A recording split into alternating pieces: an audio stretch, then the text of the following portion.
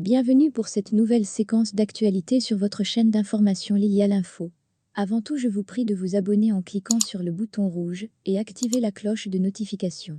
Likez et partagez. Sauf changement de dernière minute de son agenda, le ministre français des Affaires étrangères Jean-Yves Le Drian séjournera sur les bords de la lagune Briey à compter du 9 au 10 juin prochain. Selon une source de la présidence ivoirienne, le chef de la diplomatie française s'entretiendra en tête-à-tête avec Alassane Ouattara, avec qui il entretient de très bonnes relations, contrairement à Laurent Gbagbo, l'ancien chef d'État. Toujours selon notre source, les deux personnalités vont échanger autour de la question du terrorisme dans le Sahel, notamment au Burkina, au Mali où les djihadistes font feu de tout bois depuis une dizaine d'années, sans que l'armée française de l'opération Barkhane puisse faire changer la donne. Officiellement donc, du moins, si on s'en tient aux informations en notre possession, Jean-Yves Le Drian et Alassane Ouattara vont uniquement discuter de la question centrale de la sécurité en Afrique de l'Ouest, avec comme point essentiel la situation sociopolitique au Mali.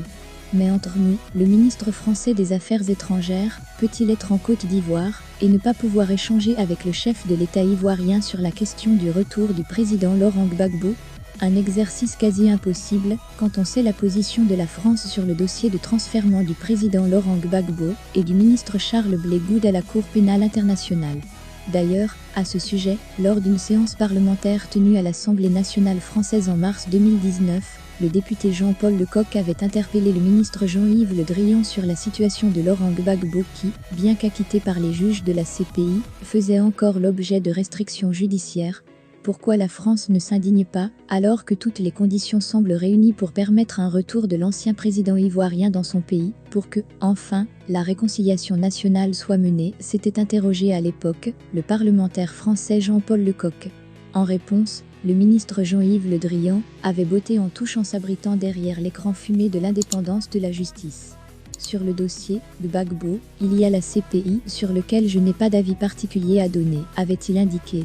Sans plus, mais maintenant que l'ancien président ivoirien est acquitté définitivement et que celui-ci amorce son retour en Côte d'Ivoire, que dit la France à travers Jean-Yves Le Drian, le patron de la diplomatie ivoirienne? Est-elle opposée à un retour de l'ancien prisonnier de la CPI sur la terre de ses ancêtres?